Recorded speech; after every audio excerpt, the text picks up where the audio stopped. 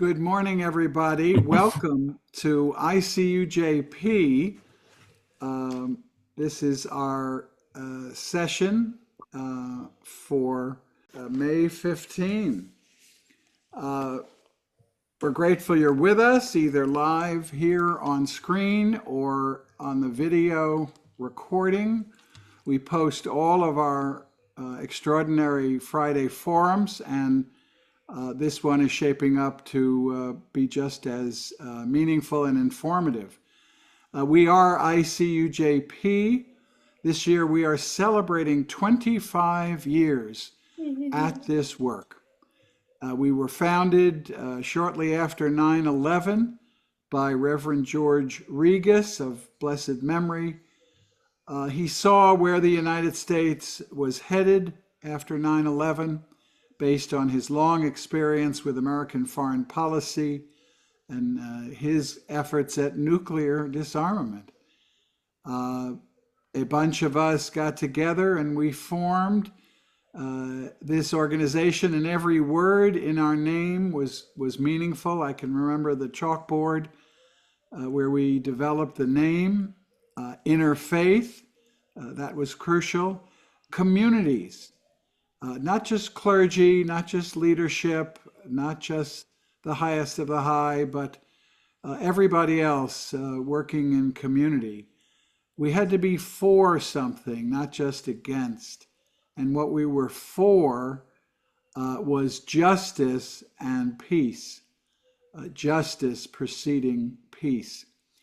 We've kept at that for 25 years under the motto that religious communities must stop blessing war and violence.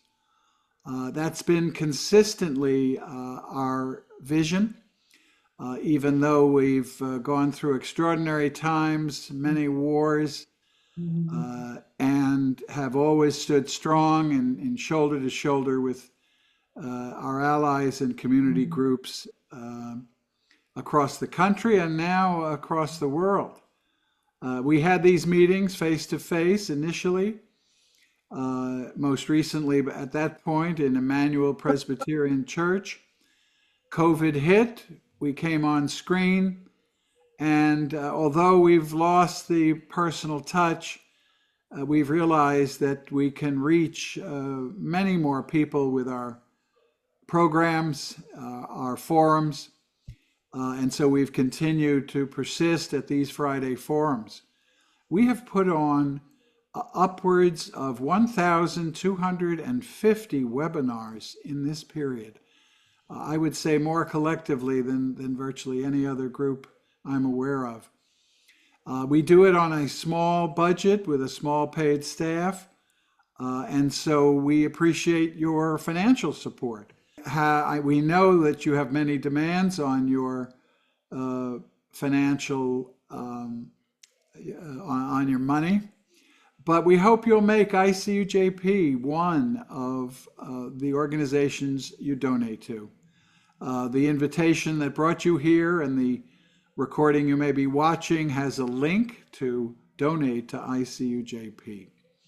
Well, welcome everybody. I am Steve Rohde. I'm so proud to be chair of this extraordinary group. I myself am up here, as I indicated, in Sonoma County in a cute little town of Sebastopol, doing a lot of work up here with Indivisible, Sonoma County.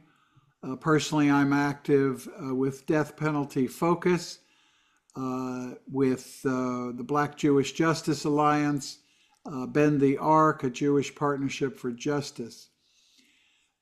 We turn now to our reflection to kick off the program itself.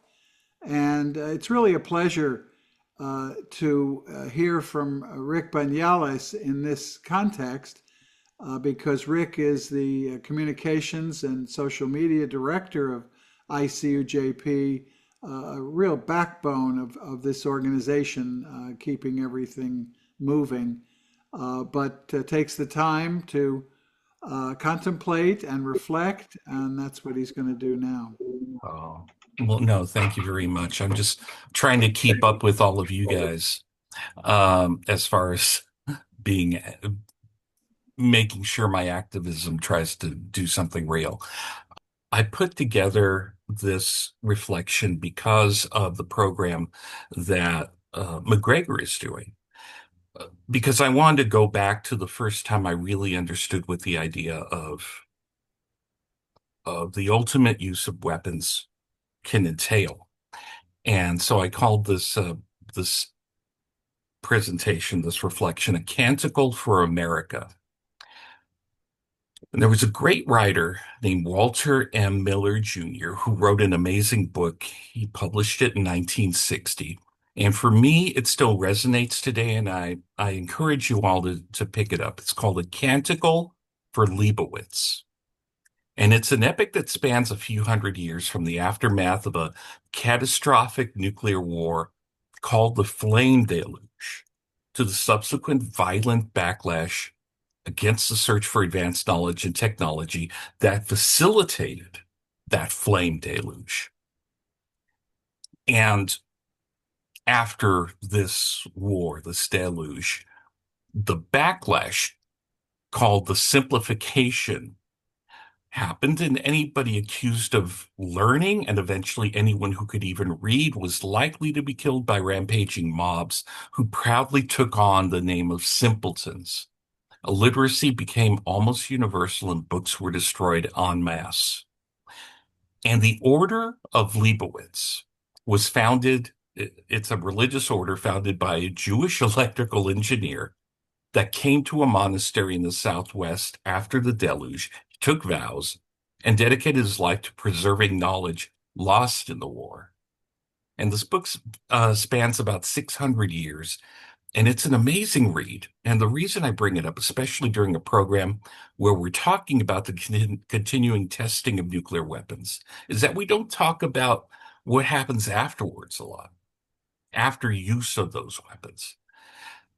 But with the continuing testing of these weapons, I think in a lot of ways, we have bypassed the flame deluge part of the story in our present day and have gotten straight into the era of the simplification. And it's not like we don't have recent world history that echoes this type of purge. In the event people think this is a case of, well, it can't happen here, think back to what was happening in a part of the world shortly after the book's publication in 1960. In 1965, the United States' intervention and bombing campaign in Cambodia contributed to the rise of the Khmer Rouge, who, when they took power, killed professionals and intellectuals in that country, including almost everyone with an education and people who understood foreign languages. In reality, people were being targeted for the capital offense of wearing glasses at one point. That was pretty much the apex of the idea that education could be something that needs to be prevented politically and violently. And it's strange, we really didn't have that type of history in the US. Interestingly, the Luddites in the UK were more labor strategists than people fearful of machines, which is the idea now. And the Know Nothing Party in the US was more racist and nativist than anti-machine and anti-education. They've kind of gotten conglomerated into this anti anti-science and anti-thought idea, and it's not what it was at all. But in this country, we've really started our own era of the simpletons. In California, we can trace its beginnings to 1978 when Prop 13 passed. Money that was being used for college prep classes, sports and arts education was being put into people's property taxes. And slowly we became less dependent on reading and education in this country. My father passed away last year, and until the last month of his life, he would read the paper every day, even when he was starting to have vision issues in the last years of his life. Between the newspaper and a half hour of the evening news, most of the population was more informed about world and national events in the 60s and 70s than we are right now in the age of personal handheld computers and a sea of information, polluted or not, that's ready for us at a moment's notice. Other actions, such as teaching to testing And halting teaching and stopping teaching kids how to research, use a library, or to be able to reason has really sped up that march to illiteracy enough to give us that simplification of America. And in the Americas right now, after this simplification, 45 million Americans are functionally illiterate and can't read above a fifth grade level. 50% of adults can't read a book written at an eighth grade level. Eighth grade is junior high in the United States. 57% of students failed the California standards test in English. One third of fourth graders are able to reach the proficient reading level. That means two-thirds cannot reach that level. Just 25% of students in California school systems are able to perform basic reading skills. 85% of juvenile offenders have problems reading. 3 out of 5 people in American prisons can't read, and 3 out of 4 people on welfare cannot read. So the correlation's pretty easy to see on my part, and I hope it is on yours. And the reason for the decimation of literacy in this country, for me, is crystal clear. And to quote the great singer, songwriter, and poet Gil Scott-Heron, if you don't stand for something, you'll fall for anything. In the eighth grade, you start to analyze and decipher what you're reading and creating context for discussion and a vocabulary for articulating what you want to convey in that discussion. Now, if we have most adults in this country who can't read to that level, that means they're not able to make that context. They're not able to use that vocabulary, and they don't have the tools to reason. A population that can't even do that will willingly let others feed them their beliefs. And the rise of AI is not helping, and it's creating a nation of people that cannot accurately reason for themselves. And that's where we are right now, right in that sweet spot between Dunning and Kruger, where millions of people think they have the answers and are experts in everything because they don't know enough to realize that they don't know anything at all. So how do we counteract this? First, we need to see that increasing literacy is as important an issue in this country as stopping the rise of fascism, halting the decimation of unions, prioritizing the need for public financing of elections, and defeating the Epstein class and the rise of predatory capitalism. If you don't have people that understand those issues, it's not important to them, and they can't relate to what you're talking about. Now, where you start to push back on it is where you choose to start. You can sign up to read to kids in the library, donate your books to schools, tutor kids when you have the chance. It all helps, and it all will help the next generation figure it out. And if we work on it, we can halt that simplification of America in its tracks. So thank you very much. I'll put a link for the book in the chat, and you can order it from places like Powell's or any independent bookstore if you'd like. Thank you very much. Wow. Thank you, Rick. What a powerful reflection packed with very disquieting information. Sorry to start And your morning like that. yeah, well, you got to wake up. That's what we're doing. Next, we have a special presentation uh, by Dave Clennon. Thank you, Steve. I wanted to talk about an event coming up next Wednesday evening at 7:30. There's a brilliant film that takes us back to the beginning of today's conflict with Iran. It's a documentary and it uncovers the CIA and MI6 roles in the overthrow of the first democratically elected prime minister of Iran, Mohammad Mossadegh. That took place in 1953. And so the screening, a one-time only screening, next Wednesday in the evening at 7:30 p.m. at 3 theaters in the Laemmle Theater chain. And the first one is the Monica Film Center in Santa Monica, California, on 2nd Street.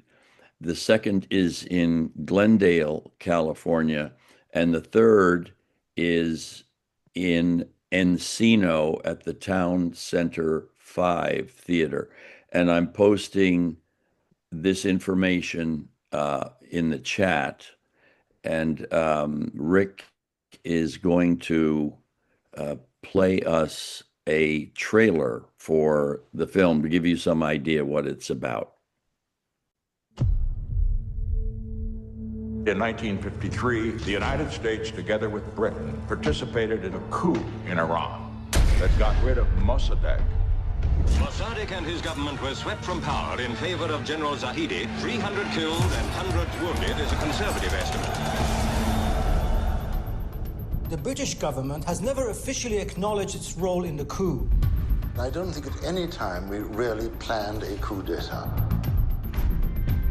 These words have not been heard or seen for over 34 years.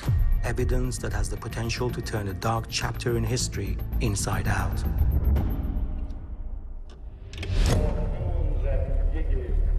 Your British counterpart was in fact blank. Could you tell me something about the man blank? Norman Derbyshire, take one. He was somebody who felt that there were things to be said that hadn't been said. A member of the British government was involved in the assassination of the chief of police. How did it come to this? So they tied him up, strangled him, and shot him. Were you involved in Afshar II's assassination? My father is a real prime minister. The coup in Iran is shaping politics this day. The United States does not want democracy in the Middle East.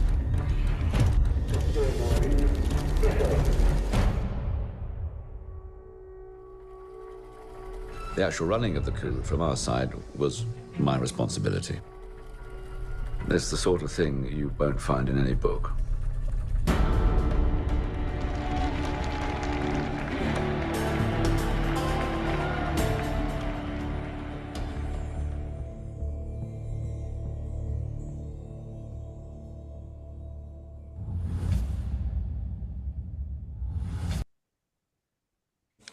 Thanks very much, Rick. And the film has also been compared to the films of Costa Gavras, which everyone knows.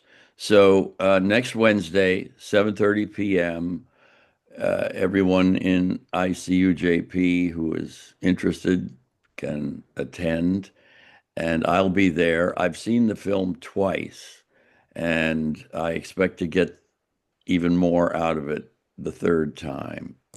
So thank you very much for letting me put that note in.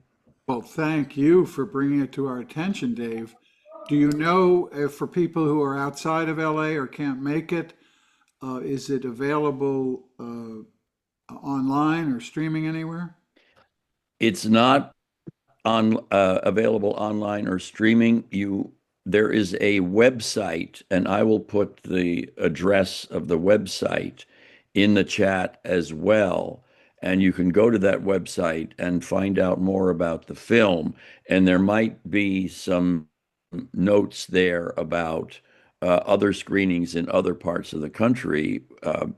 And I should have thought about that because we have visitors and guests from all over the country, if not all over the world. So I'll put that website address in the chat. And if I find out anything more in the meantime, I'll post it before the end of today's forum. Thanks. Wonderful. And finally on this, Dave, if you have any ability to connect with the producers of this film, I could see a future Friday forum in which we have them and we show longer clips from the film and really devote a Friday forum to this very important topic. That's a great idea, Steve. And I want you to know that I thought of it earlier, and then I completely forgot. It just went right out of my mind. What was I saying? Oh, yes. I know, I know, I know the director of this film. We're friends, Taghi Amirani. Taghi Amirani, and I think he would be very happy to come to our forum and show clips from the film and talk about it. He has a lot to say as a man who was born in Iran and has made a life in Britain. And happens to be the brother of another filmmaker, Amir Amirani, and he made a documentary film about the great day before the beginning of the Iraq War, when millions of people around the world marched against the war. Amir Amirani made a wonderful documentary. I think everybody in this group would relate to it. It's called We Are Many. And so that's another possible topic, two topics, Steve, if you'll help me to remember. Wonderful. Thank you, Dave, so much. We are about to begin, but I wanted to give Rick a chance to tell us what's in the works for next Friday forum. We have folks presenting from a incident that happened in Prairie Land ICE detention center. And it's had a lot of political implications because it's really a start of the Justice Department trying to paint all this legally and protests against ICE detention centers as terrorist events. So we have a few speakers from that issue speaking. So I hope everybody that is on this call can join us next week. And, it's good to be able to see the tactics that the government is using in order to stifle free speech. So you don't know if about it until you actually get the information on it. So hopefully you all can join. The Prairie Land persecution and prosecution is the Chicago 7 of today's era. The criminalization of Antifa, which is simply the anti-fascist movement in America, and the Justice Department has succeeded in winning a criminal conviction. And everyone should know about this case and the movement to oppose it. So next week's program will be very informative in that regard. So finally, I'm really pleased to turn the program back to Greg Eddy. She will introduce her colleagues and we'll go from there. Well, so nice to see you. I'm glad more people have come. I will be very brief. I want to introduce Cherrill Spencer, who is a physicist as well as a peace activist, a dear friend of mine, and a very brave person. One time when the former President Biden was coming through town, WILPF was going to have a protest about what was happening in funding Israel, and she went out by herself to protest. And since I've done that myself, I know I really admire Cherrill. Cherrill, are you ready? Yes, I am. And I'm so glad you can say more about your background, but I just want to say one thing.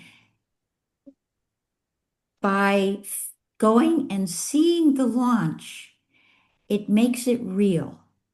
So much now with AI, we don't know what's real. Nuclear weapons, people have never seen one. They don't really know that they exist.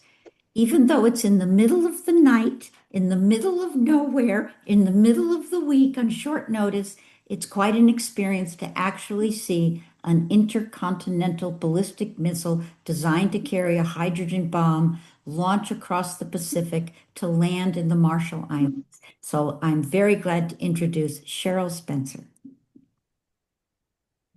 Okay, and somebody is going to share their screen and bring up my slides. Thank you very much. And I will tell you when to advance. Thank you, Rick. So I am, as has been pointed out, I'm a co-chair of an issue committee of the Women's International League for Peace and Freedom, the US section. The International League was started in 1915, and we have sections all over the world. We are the US section. And I decided to focus our thoughts today on the fact that our president has demanded through an executive order that something called the Golden Dome should be designed, manufactured, produced, and put into place within 3 years. And I will try to show you that it is an outrageous and unattainable goal. Okay, so next slide, please. What is an ICBM? Well, they're intercontinental ballistic missile, and we call them weapons of mass destruction because, well, okay, so WILPF, as I said, has been working against war and for disarmament since 1915, and we see that ICBMs are the most dangerous weapon that we have ever tried to abolish. Okay, we've worked against many types of weapons. This one is the most dangerous. So there are 400 of these ICBMs sitting underground in silos in those 5 states that I've listed there: Colorado, Montana, Nebraska, North Dakota, and Wyoming. They're sitting there ready to be launched towards an enemy such as Russia or North Korea or China. Now, what would happen if we were to initiate a launch? Then the enemy would see them coming, and they would launch their ICBMs towards us. And the end point would be explosions of nuclear weapons on 2 continents. And I'm guessing you've all heard the concept of a nuclear winter.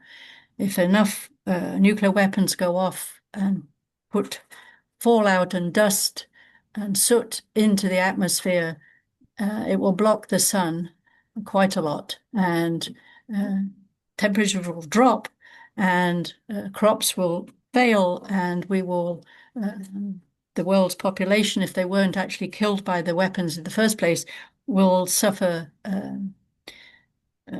famine and the inability to really live the kind of life we're used to. So I stood outside the Vandenberg Space Force Base on the afternoon of June the 5th, 2024, with quite a large demonstration of people from that area demonstrating against ICBMs and against the fact that they're launched from this place called Vandenberg. And I returned then in the wee hours of the 6th of June to actually experience a test launch. And there was about 6 of us that came back in the middle of the night. What you really experience is the sonic boom as the rocket lifts off into the atmosphere. And I'm going to show you what actually happens with one of these ICBMs in a moment. The point is that these are called Minuteman III ICBMs. They're 55 years old, and the Air Force wants to check that they will still work if they're called upon. And so they do that 4 times a year. They have a stockpile of these ICBMs, and they move it to Vandenberg, and they have a special pad where they launch them from with dummy warheads. The point is that nuclear weapons are in the tips of these rockets, and they launch them to the west over the Pacific Ocean. Next slide, please. So let's consider what happens typically with an ICBM. What is its flight path, and what happens with its warheads? And could we destroy one flying at 15,000 miles per hour towards the USA? So looking at that diagram on the left, it shows you the y-axis is the height that the rocket and then the warhead reaches, and then the x-axis shows you essentially in time what is happening. And so you'll see that there's a horizontal bar, it says space above it, an atmosphere below it. So ICBM is launched, and there are 3 phases to its path, okay? That's described in the words on the right-hand side. The boost phase actually only lasts 3 to 5 minutes. And that is when the rocket, its engines are firing, and that is what you can see from Vandenberg. You can see a little glow in the sky that looks like kind of a dud firework. And it's such a big rocket, and it goes up very fast, so that within 3 to 5 minutes, it's actually into space. It's reached, like you see, 200 kilometers above the Earth. Okay, and what happens then is the warhead, the actual nuclear bomb, is ejected from the rocket, and it's only the warhead that will carry on in that red path that I show you there, and it is then flying ballistically, we say, and that lasts 20 to 30 minutes, the rest of its path there. So the rocket itself is nudged into a different path, and because it doesn't want to interfere with the warhead that's going separately, and it will, the actual rocket, the remains of the rocket, end up in the ocean some distance from the actual target. So it's the warhead that we're worried about. It's containing these, could be containing up to 3 hydrogen bombs. The terminal phase is just the last 30 seconds. And that's when it comes back into the Earth's atmosphere and back to hit some city that it's been carefully targeted at. Those things at the bottom are showing you possible defense systems. Can we actually stop an ICBM, the nuclear weapon now, that's been separated from the rocket? Can we stop it as it's coming towards the target city? And you'll see a thing called THAAD, and that is what we use to try to hit. It's like, as people have said, trying to hit a bullet with another bullet. And you can imagine when one of them's traveling at 15,000 miles an hour, maybe slowing down a bit, it's quite difficult. So next slide, please. So we call these ICBMs in those 5 states in the middle of the US are sitting ducks. Our enemies know exactly where they are. And of course, they would aim their warheads there. So our Air Force is in charge of these missiles. They keep them what we call high alert so that they could be launched. They need to be launched before the enemy's ICBMs reach them, okay? Because the enemy wants to take out our ICBMs. So you've got about 30 minutes. The president of the US is the one who decides whether he's going to launch those ICBMs. He has sole authority. He's the only one who needs to make this decision. And so he will be told, oh, there's something coming, we think it's an ICBM from an enemy. And there will be no time to check that actually this is an accurate warning, that it's not an artifact of something, or that some computer somewhere has issued a warning in error. So our ICBMs could actually be launched accidentally, and they cannot be recalled. Once they're on the way, they're on the way.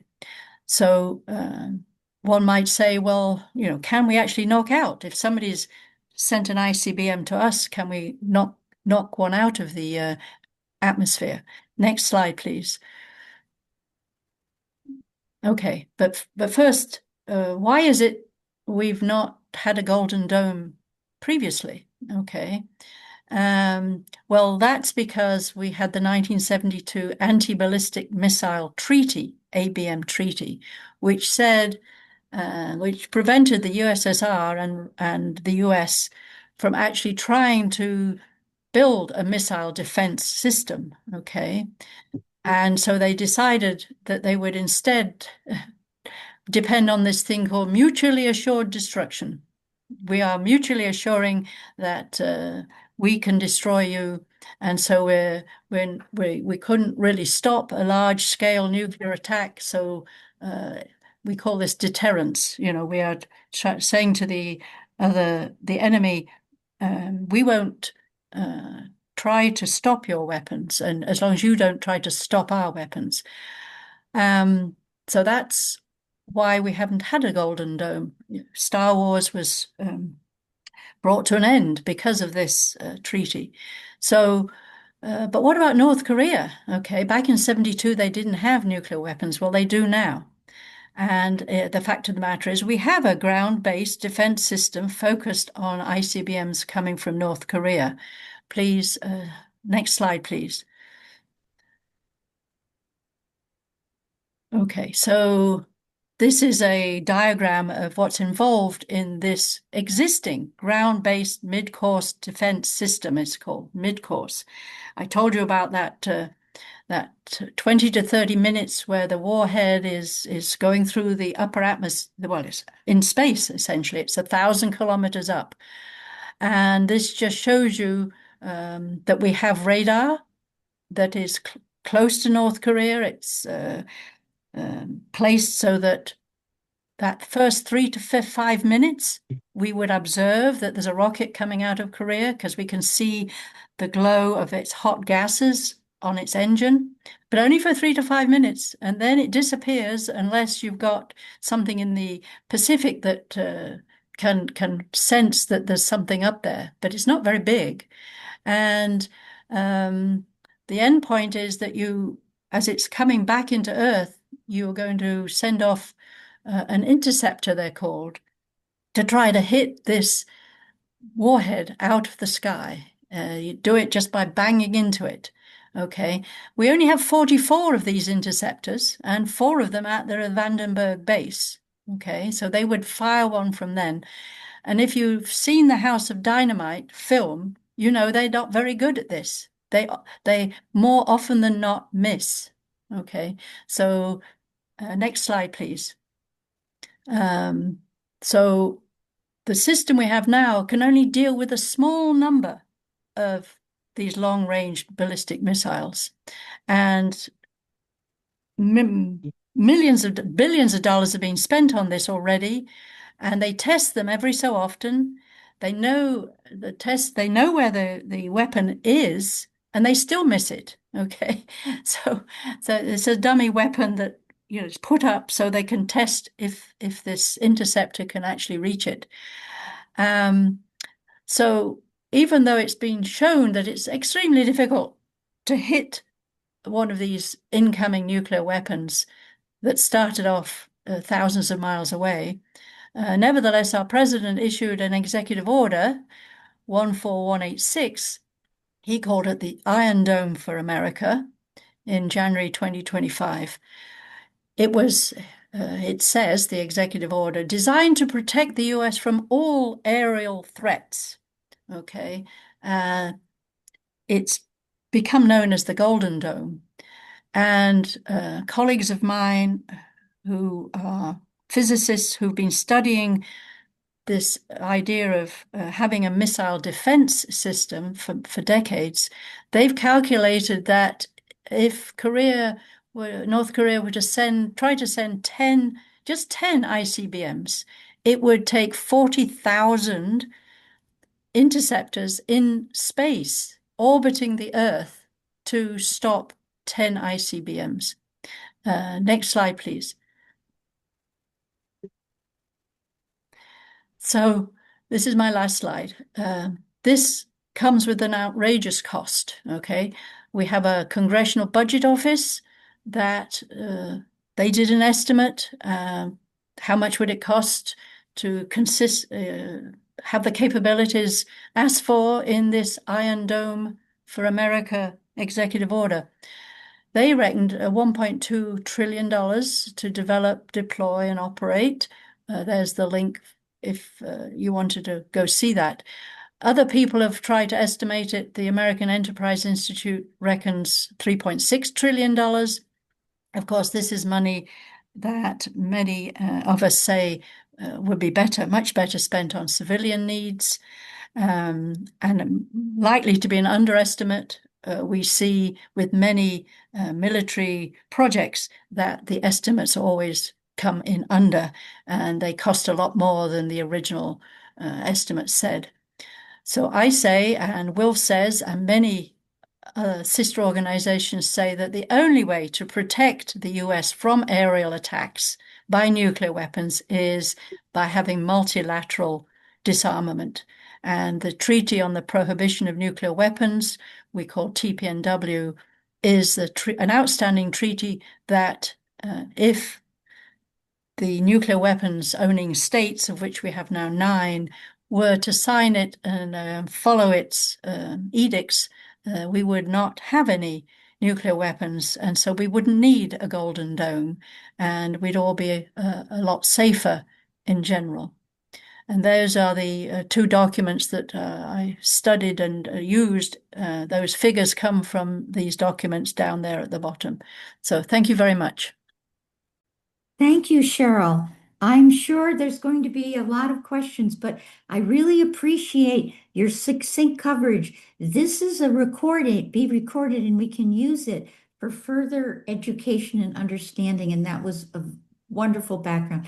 I now want to introduce Leah Yananton from Los Angeles, and she is the person who has been coming with me to Vandenberg 6 times, and one time she went without me. She has been helping publicize what the other things that Vandenberg does.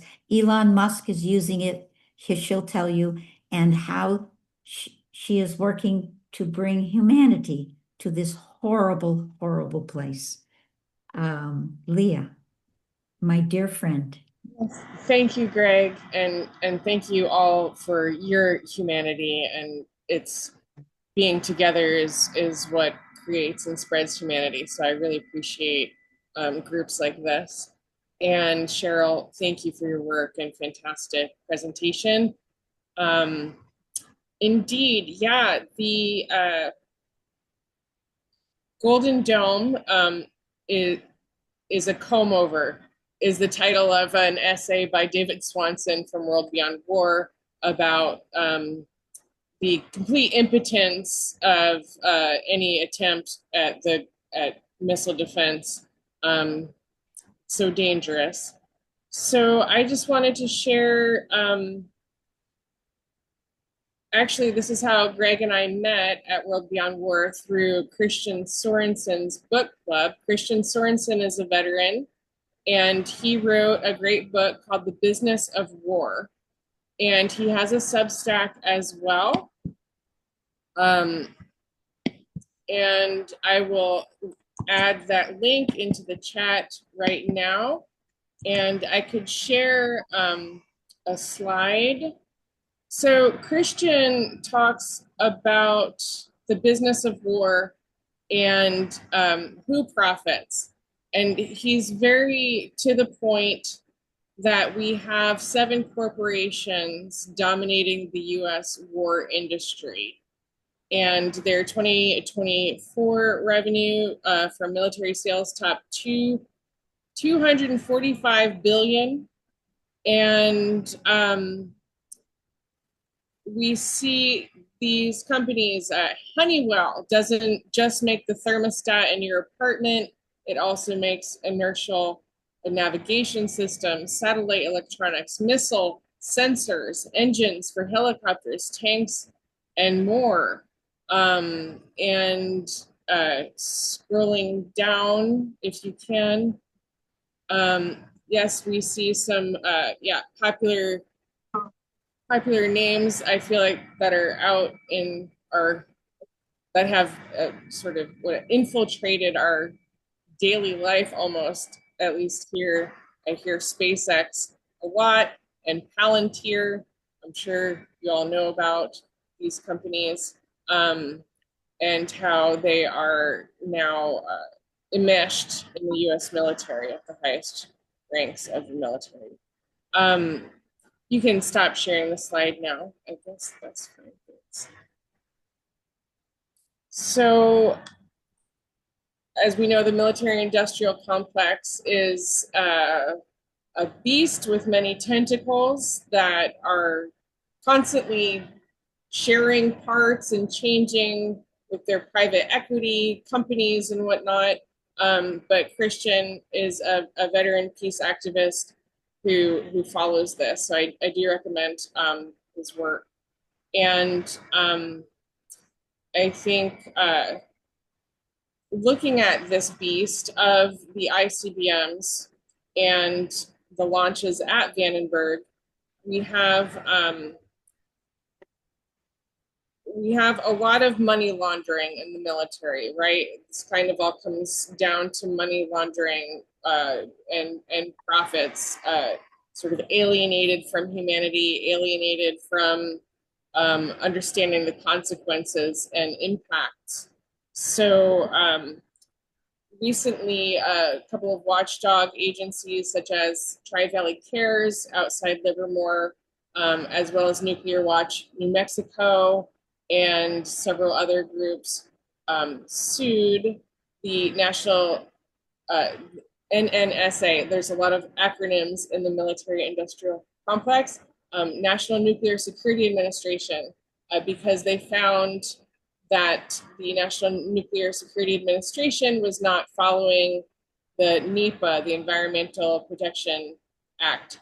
And so the watchdog group succeeded and were granted a proper protocol to check the NNSA against the Environmental Protection Agency around plutonium pit production. Think of pit like a peach seed. It's the plutonium bomb core, and the NNSA is wanting to create more plutonium bomb cores. And there's a lot of euphemisms in the military-industrial complex. So NNSA was saying they want to modernize the nuclear arsenal because it's old. And as Cherrill pointed out, it's 55 years old. You know, this isn't very old at all. It's modernizing is just a way of saying nuclear arms, proliferation. And so there have been hearings, public hearings for the NNSA. I spoke last night, I gave public comment at the Los Alamos hearing. And this is all related to Vandenberg and to the ICBMs that we protest at midnight. And I know Greg was arrested there with Daniel Ellsberg, the author of the Doomsday Machine. And so quite the legacy that he left us, exposing the nuclear arms program and all the doom that it can bring. So Vandenberg, I feel like, is this front. It has these many issues happening. So there's the new plutonium pit production that would be tested, at Vandenberg. There's also the SpaceX launch happening. So also May 19th, there will be a hearing in Ojai. So if anybody wants to go in person, I can add that link too. I need to find that in a moment. But Vandenberg will be present, and they are doing their hearing on sonic boom impacts. And if you have friends from Ojai to Santa Barbara to Carpinteria, if you have any friends on the Central Coast, I'm sure they will tell you they and their pets have PTSD from the sonic boom impacts from the SpaceX launches out of Vandenberg. And so SpaceX is a company that was fostered by the CIA in the In-Q-Tel program when Silicon Valley, started to rise with the internet boom and these little tech startups. In-Q-Tel in the CIA was developed to find these companies and make sure they don't get smarter than the military-industrial complex, and the military-industrial complex was there to give them billions in subsidies. And Elon Musk is a billionaire because of the subsidies from our tax dollars and from our government. Thanks to MacGregor, I've taken the Surfliner train up the coast, which passes across Vandenberg Space Force Base. And that was a fascinating view. I recently saw for the first time the SpaceX launch pad, which you can see from the train. And so there's a lot of controversy around this because SpaceX is a private corporation, that Elon Musk enjoys the profits from. He does not give these profits back to the community, to the taxpayers at all. His business design seems, to end with blowing us up. So the fact that he's given a launch pad on federal land in Vandenberg is controversial in itself. And then that brings us to the definition of fascism when corporations run the military. And that's what we're seeing now is war corporations are running the military. Weapons manufacturers are running our foreign policy, and every congressperson has a military person sort of looking over their shoulder and handing them legislature and whatnot. So it's very, very embedded to where, our democracy has been compromised. I welcome you to join us to a midnight protest at Vandenberg. They're not given much notice, I think 3 days, and MacGregor watches the alerts to see every day, is it going to be this week? So that's sort of my overall experience. Oh, I wanted to share with you this great comic newspaper I found in Santa Cruz, and it has, Trump. This was after his threat when he said he would destroy, I think a civilization overnight. He says, okay, so I didn't end civilization in Iran. It doesn't mean I chickened out. And then there's the picture of the Statue of Liberty and our civilization destroyed, because while he's destroying countries abroad in Iran, we are also getting destroyed for it, as I know you all know. So grateful to be in good company this morning. And I'll leave it at that for now. Thanks. Thank you both, Cherrill and Leah. And it's open for questions. And I'm really appreciative, Leah and Cherrill, of your commitment. Both of them have been out there in the middle of the night, in the middle of the week on short notice. And our hope is that we will inspire people to join us, even if just once. Because we live in so much AI generated or just information that we can't see and touch. When things are far away from us, it's not real. When you see it, nuclear weapons become more real, and it's easier to see them. We're overwhelmed with bad news right now. Human beings made these weapons. We can abolish them. And I'm going to shut up now, and I'm going to ask Steve to recognize speakers, because I'm going to quietly panic. Thank you. Thank you. What an extraordinary presentation. I am so glad this was recorded. There is so much for us to understand. Let me begin to call on people. If you're able to raise your electronic hand, as Rick and Dave have done, that's great. If you just want to kind of wave at me on the screen, I'll try to notice you. I myself have a question, but let's start with Rick and Dave. Rick? Hi. Leah and Cheryl, thank you very much. And MacGregor, of course, thank you for putting this together. I grew up in Pico Rivera, which is near Whittier, which had an ICBM launch site behind Rio Hondo Junior College. So, one of the, there's always these kind of urban myths and urban legends that come up. And I remember, people saying, oh, you can only get so far back there before you get stopped by military police. And that's still the case, So I think we all kind of grew up with that in the shadows.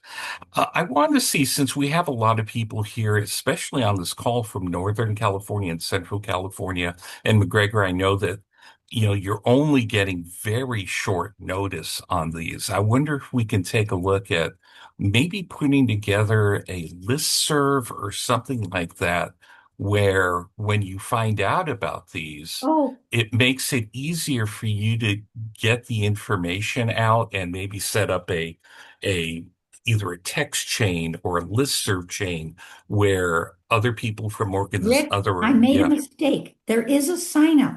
Roots Action with Norman Solomon, Emma Claire Foley, Ryan Black is fully supporting the Vandenberg events. And on their website, there's a sign-up list. And I meant to say it, and it wiped out with my nervousness. And I will put it in the web. Roots Action has a whole section on ICBMs with films by Dan Ellsberg, little short ones, 2 minutes, punchy. So I will put it in. Actually, I'll go ahead and go into the site and put it into the chat. Thank you. So, all right. Thank you. There is a sign-up list. You sign up and you'll be notified when it's no longer my job. It used to be my job to tell people there'd be a launch. Now, Roots Action is doing it. And I just want to say how much 2 years ago, I was doing this alone. And now I am not. Roots Action is involved. Women's International League for Peace and CodePink is involved. There is support and understanding. It's so different. It sounds good. I'll put it in there. It is said what one person can do, and Greg, you kicked this off. Dave Clennon. Yeah, I want to thank Greg and our other guests, and I have a question about missiles and air defense. But first, I want to apologize to John Parker. I was supposed to introduce him during our affiliated ICUJP events, and I wonder if we could have John speak after the program. I posted in the chat about the event, and John could fill us in if we can give him a place at the end of our forum. My question has to do with what have we learned about missiles and anti-missiles, air defense? What have we learned from the war in Ukraine, and especially the ongoing war against Iran? What have we learned about air defense, missile defense in Israel and in Iran, and on board all the U.S. Navy vessels that are there in the Mediterranean? I know there has been a lot of back and forth, firing missiles, other missiles being fired to stop those missiles, electronic warfare to send the missiles off course. There's a lot has been happening, and I wonder if Greg and our other guests could comment on that. And there's Cherrill. Yes, I'd be happy to contrast the so-called Iron Dome that's over Israel. They are dealing with much slower missiles coming much closer, couple of hundred kilometers. It's not far from Iran to Israel. And those missiles don't go very high in the atmosphere like ICBM, and they are not traveling nearly as fast. And so it's much easier to knock them out of the air. And they, I think I saw, maybe an 80% success rate of the Iron Dome, which is protecting Israel. So as I try to explain the ability to knock a 15,000 miles an hour smallish object coming at you is a much more difficult engineering problem. So, speaking of language and ability, literacy, I'm afraid our president didn't appreciate the difference between an Iron Dome and what he's asking for. And so that is why they continue to do that. There are two orders of magnitude difference between an Iron Dome and a requested Golden Dome. Thank you. Thank you. I want to add too that the Elon Musk SpaceX launches are seemingly for the Golden Dome, right? Because SpaceX is launching. They want to launch thousands of satellites, and they already have thousands for the internet. But that they have this delusion of, well, and it's real. They really want to encircle the Earth in a web of satellites, which means space junk, which means they're going to fall apart, which means they're going to, get hit by a stray screw with all the space junk up there. And it's very dangerous. There's something called the Kessler effect that can happen with satellites. If one satellite is destroyed and breaks into, a million tiny pieces, one of those tiny pieces is going to hit another satellite and cause a ricochet effect.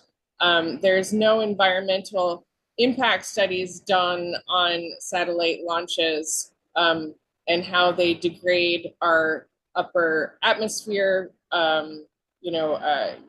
ozone layer, all these things, that it's just pure stupidity. And again, to remember, like with these missile defenses, we're humans, we can speak to each other. I mean, we have Google Translate now. We can speak to each other and negotiate and have peace talks. And I think one thing that really frightened me yesterday and that MacGregor notified me of in the news this week,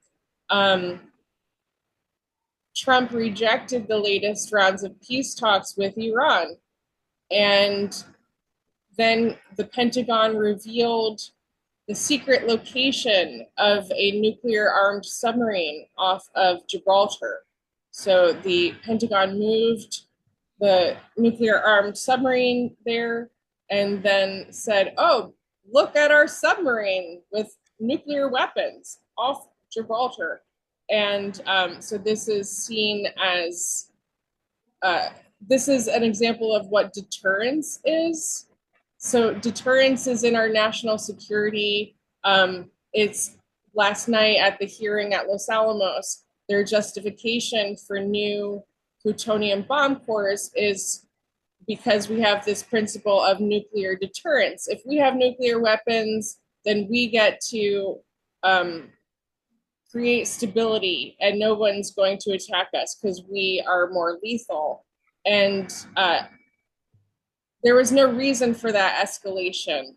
But here's an example of how deterrence is being used. Trump is using it because he doesn't want to be held accountable for killing 160 schoolgirls in the first strike on Iran, or he's deflecting from the Epstein files. So this is extremely dangerous and just not acceptable for life on Earth at all. And then more into the Golden Dome, you know, the fraudulent side of it with money laundering, and you know, that the Pentagon has never passed an audit. Thank you. No, that was such a great presentations, folks. That gave a lot of great information, really showing. We're talking about fascism and how it's corporations and military fascism, and then the other information you did about the space junk up there. I mean, wow, is that going to mess up our internet satellites that go to hospitals and things like? It's just so dangerous. But the thing you were talking about, our the enemies that are coming at us and things like that, and it's not going to work and things, and like, oh, we can make it, but we know that whether it works is irrelevant. It's to make profits. Every time Trump talks about that he's going to do something with Iran or a threat, the stocks for the military companies go way up. So it's the real point is just to make money with these things. But I just had a question about the which I think was already kind of answered, but about the how ridiculous it is right now with the hypersonic missiles now, which are, I guess, China and the DPRK kind of beat the U.S. on the hypersonic missiles, so it makes it so much more difficult. But the thing when we talk about the enemies and who our enemies are, any country that gets 100 million people out of extreme poverty in just 30 years, China, you can't consider them an enemy. The enemy is the U.S. imperialism. It's so dangerous. That's it.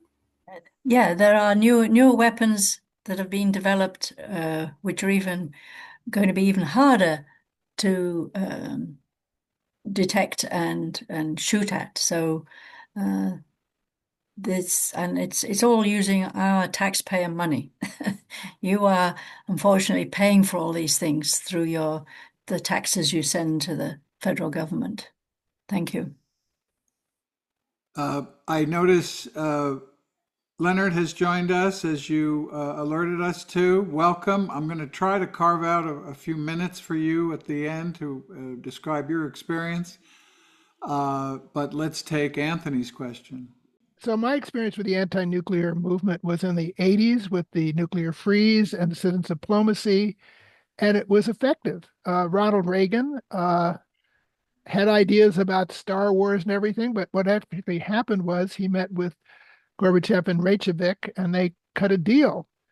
And it almost was a deal to eliminate all nuclear weapons. That's what Reagan wanted to do, but they said, Reagan, you're a little too far out here. Maybe we should just settle for reducing half of the nuclear weapons. That was a successful example of people power influencing leaders to make a good decision. And that deal lasted for decades. I think what we have now is a problem with a president who is not able to make a deal despite his book, because he's so unreliable that no one trusts him.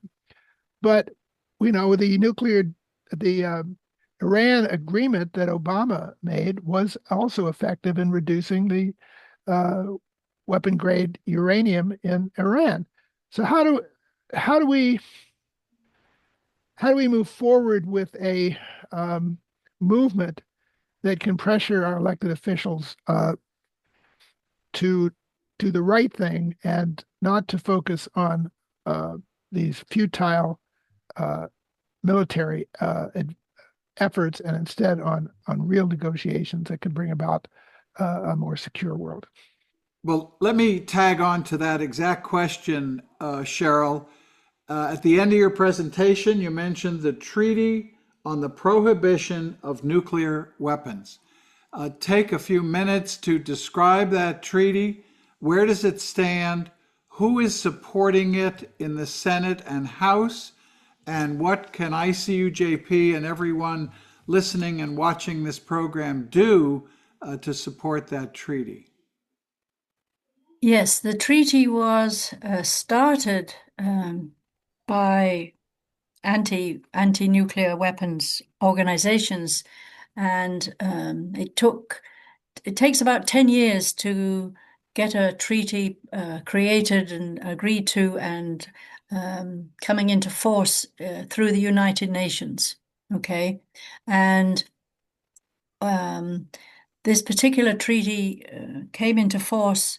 It was written that as soon as 50 countries had signed this treaty, where they say we will have nothing to do with nuclear weapons, we won't allow any other country to put any in our country, we won't allow our shops, our machine shops, to help build them, and because there are only 9 nuclear weapons owning countries and 190 non-nuclear weapons countries, it was agreed to at the UN that this treaty could exist, and it became, it had to get 50 countries to ratify it to come into force for those countries, and that happened in 2021. So now we have 90-odd countries have ratified this treaty, okay, saying that they will have nothing more to do, never did and will not in the future have anything to do with nuclear weapons. And these are countries that, represent a fairly large chunk of the world's population. And so we are trying to get more countries to sign and ratify this treaty. And if the nuclear weapons, you can actually sign a treaty without actually having done all the things it said. You're allowed to sign it, and then later you start to dismantle your nuclear weapons and things like that. So it's unfortunately the US Senate doesn't like to ratify treaties. There's a whole bunch of treaties that are sitting there waiting for the US Senate to ratify, okay, including, for example, the Convention Against Discrimination Against Women, which we call CEDAW. There's only 3 countries have not ratified that, and the US is one of them. It's been around since 1979. So trying to, so it's your senators that you need to tackle.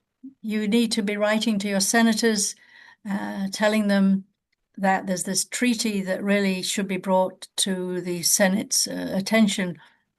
And there are petitions that we have, as I will try to find the link and put it in the chat, that will be sent to your senators to urge them to get this onto the Senate's agenda. But whether that will happen if the Democrats manage to take back the Senate is not clear. We have many Democrats who vote for these, vote for the military agenda budget.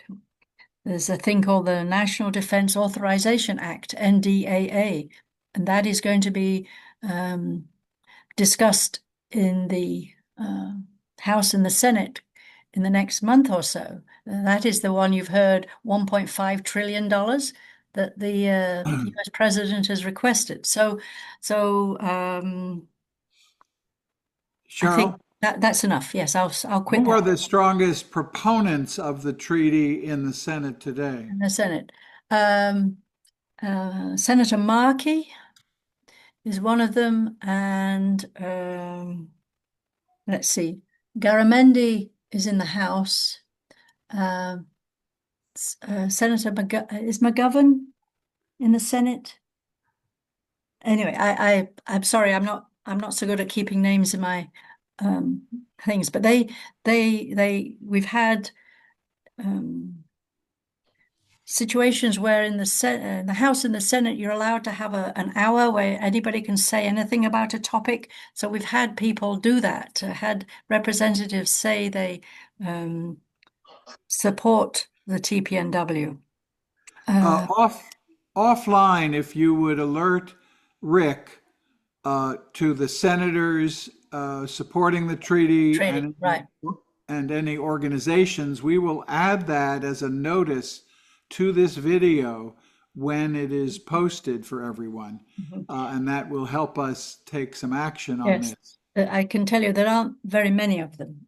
Well, I So- know, but as Greg has shown, it takes one person to get something started. Right. I want to quickly allow time for Alan and Odile to ask their question. I just wanted to say, Cherrill was speaking about the Golden Dome, and in Israel, it was the Iron Dome. And the Iron Dome was on our congressional budget. We spent millions of dollars for it, and it needed to be tested every year. So that means the Palestinians had to send their missile from Gaza to the Iron Dome in order for it to be tested. So I don't know, what were the rules of that game, but anyway, it's important to know that it was on our congressional budget. Thank you. Odile, has France ratified the treaty? No, of course not. France is one of the nuclear weapon countries that has a lot of nuclear weapons. And no. Well, this has been a very, very powerful discussion, and thank you to everyone. I keep coming back to military-industrial complex and that we were moving forward on dismantling our nuclear weapons in the 80s. And I'm really wondering what the status of who are the strongest advocates nationwide in terms of who are the strongest advocates for the concept of really reducing the massive amount of nuclear weaponry that some nations have, like the United States and Russia and China. It's pretty horrifying that we have madmen leading us and we are at their mercy. Thank you. Thank you, Pamela. Cherrill, do you have any broader? Yes, there are. I'd say hundreds of organizations who are working against nuclear weapons currently, and the Arms Control Association, which is a big organization in Washington, D.C., that does believe in more than arms control. It does believe in disarmament also, gathers us together, and we've had statements that we've all endorsed. So people bemoan the fact that we can't seem to reproduce the 1980s nuclear freeze movement. Of course, I think it's because there are so many other pressing needs that many of you here are working on, as we heard when you introduced yourselves. And I was just at the United Nations last week for the Non-Proliferation Treaty review, which is reviewed every 5 years. And Article 6 of the NPT, which is different from the TPNW, says that the nuclear weapons owning countries will be disarming, and they're not. And so we were there, trying to press on the diplomats that they've got to start standing by this treaty.